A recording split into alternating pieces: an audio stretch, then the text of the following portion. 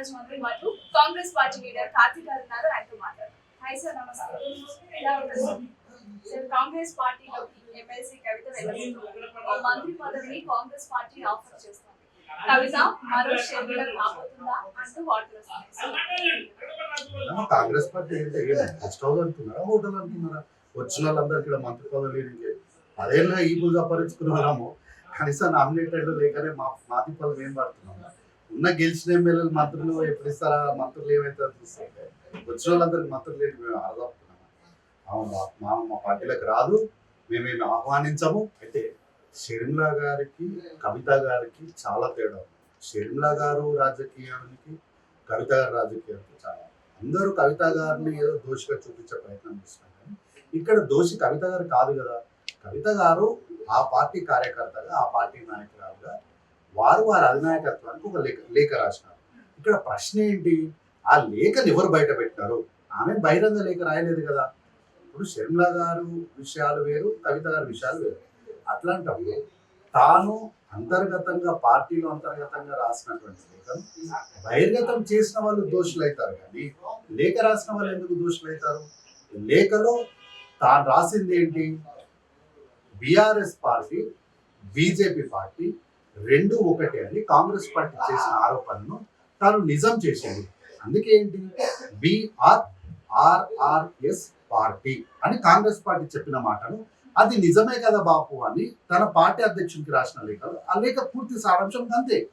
అదే కాంగ్రెస్ పార్టీ ఎప్పటి నుంచో చెప్తుంది, దాన్ని కవిత రుజువు చేసింది. కాబట్టి ఏంటి అంటే ఈ విషయాన్ని డైవర్ట్ చేయడానికి దోషిగా కవిత గారిని చూపించే ప్రయత్నం చేస్తున్నారు. అందుకు వీళ్ళు ఏంటి, కవితని కాంగ్రెస్ పార్టీలో జాయిన్ అవుతాను అంటారు. కవిత గారు కాంగ్రెస్ పార్టీకి ఎందుకు వస్తారు? వారిపైన కేసులు ఉన్నాయి, వారిపైన లిక్కర్ స్కామ్ కేసు ఉంది. కాబట్టి కాంగ్రెస్ పార్టీలోకి వస్తే ఈరోజు కాకపోయినా రేపైనా మళ్ళీ జైలుకి పోతారు. అదే బీజేపీలోకి పోతే వాషింగ్ పౌడర్ నిర్మా అయిపోతారు. ఈరోజు బీజేపీలో ఉన్న వాళ్ళందరూ ఎవరు? ఇప్పుడు సీఎం రమేష్ గారు కావచ్చు, ఈటల రాజేందర్ గారు కావచ్చు, వీళ్ళందరూ వాషింగ్ పౌడర్ నిర్మా కోసం పోయిన వాళ్ళే కదా. కాబట్టి కవిత గారు పోతే గీతే బీజేపీలోకి పోతారేమో. వారు ఎంపీగా చేసిన అనుభవం ఉంది కాబట్టి మళ్ళీ రాజ్యసభకి ఏమైనా పంపించి వారిని అక్కడేమైనా కేంద్ర మంత్రిని చేస్తారేమో, కానీ వారేం మా కాంగ్రెస్ పార్టీకి వచ్చేది లేదు. మాకు ఆమె మీద అంతకన్నా ఇంట్రెస్ట్ ఏం లేదు.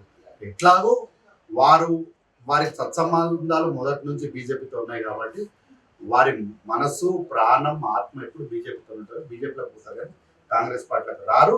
వచ్చినా అట్లాంటి ఆలోచనలు వాళ్ళు చేస్తారేమో కానీ మా దగ్గరికి ఏమి. బీఆర్ఎస్ పార్టీలో చీలికలు అనేవి అంటే కావాలని సృష్టిస్తున్నావా, లేకపోతే నిజంగానే జరుగుతున్నాయి అంటారు? ఇప్పుడు వీళ్ళంతా కలిసి ఒక డ్రామా ఆడుతున్నారు. ఏంటి అంటే ఈ లేఖ రాయడం ఒక డ్రామా, దీన్ని బహిర్గతం చేయడం ఒక డ్రామా. ఇవన్నీ ఏంటంటే ఈరోజు రాష్ట్రంలో కాళేశ్వరం పైన మీరు విచారణకు రండి కల్వకుంట్ల చంద్రశేఖరరావు గారు అని కమిషన్ ఒక నివేదికను ఇచ్చి అంటే ఒక నోటీస్ ఇచ్చింది. ఈ నోటీస్ని అంటే ఎవ్వరు కూడా కల్వకుంట్ల చంద్రశేఖరరావు గారు అవినీతి చేసినారన్న విషయాన్ని ఇతర నాయకులు అంటే కాంగ్రెస్ పార్టీ చెప్పినటువంటి మాటల్ని ఎక్కడ కూడా ప్రజల మనసులో ఉంచకూడదు. అంటే కాళేశ్వరం నోటీస్ ఇచ్చింది, ఇందులో అవినీతి జరిగింది, దీనికి కల్వకుంట్ల చంద్రశేఖరరావు గారు రావడానికి ఇష్టం లేదు, దీన్ని ఎట్లో గట్లా తప్పించుకునే ప్రయత్నం చేస్తున్నాడు, ఈ విషయాలన్నీ కూడా అమెరికాకి వెళ్ళిపోవాలనుకున్నాడు, ఈ విషయాలన్నీ కూడా ఏవి కూడా చర్చలకు రాకుండా ఈ చర్చను పక్కదారి పట్టించడానికి వీళ్ళంతా ఒక డ్రామా ఆడుతున్నారు. ఈ డ్రామాని ప్రజలు ఈ రోజు కాదు 2023లోనే ఈ డ్రామాలన్నీ గమనించారు. కాబట్టి వీళ్ళు ఎన్ని డ్రామాలు ఆడినా ఎన్ని చేసినా ఇంకొక 10 సంవత్సరాలు అంటే ఈ టర్మ్ కాకుండా 2023 నుంచి ఉన్న ప్రభుత్వం కాకుండా 2028 నుంచి లెక్క ఇంకో 10 ఏళ్ళు కాంగ్రెస్ పార్టీ అధికారంలో ఉంటుంది. వీళ్ళు ఎన్ని డ్రామాలు ఆడినా అవి డ్రామాల వరకే ఉంటాయి. వీళ్ళు ఇన్ని డ్రామాలు ఆడతారు కాబట్టి ఇక ఆ కుటుంబాన్ని డ్రామా కుటుంబం అని తెలంగాణ సమాజం తేల్చేసింది. ఈరోజు మహానాడు జరుపుతున్నటువంటి నాటి ఎన్టీఆర్ గారిని ఏ విధంగా అయితే కల్వకుంట్ల చంద్రశేఖరరావు గారు మోసం చేసారో ఆ మోసం త్వరలో వారికే తిప్పికొట్టే రోజులు కూడా దగ్గరలో ఉంది.